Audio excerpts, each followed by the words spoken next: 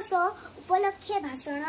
सम्माननीय सभापति महोदय, उपस्थित गुरुजी और गुरुमा वृंद एवं मोर सान बड़ भाई और भौणी माने, मोर नाम आराध्या पाल।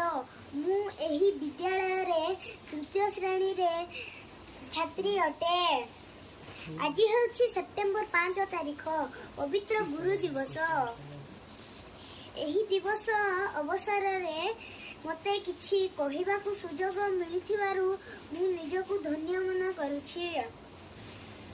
1888 ମସିହା ଆଜିର ଦିନରେ ଭାରତ ଦ୍ୱିତୀୟ ରାଷ୍ଟ୍ରପତି ଡକ୍ଟର ସର୍ବପଲ୍ଲୀ ରାଧାକୃଷ୍ଣଙ୍କ ଜନ୍ମ ହୋଇଥିଲା।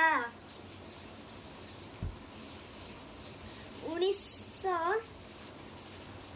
से जणे विद्वान छात्र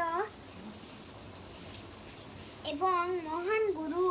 1962 मसीहारे तांकर जन्म दिवस को गुरु दिवस भावरे पालन करने को परामर्श देइथिले।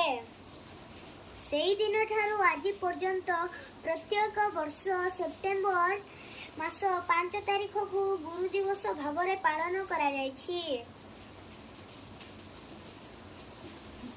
गुरु माने हेउछंती आम समाजर मेरुदंड।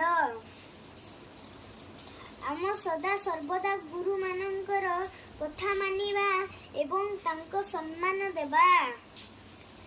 शेषरे गुरु वंदना गान करी मोर वक्तव्य शेष करुछि। गुरुर्ब्रह्मा गुरुर्विष्णु गुरुर्देव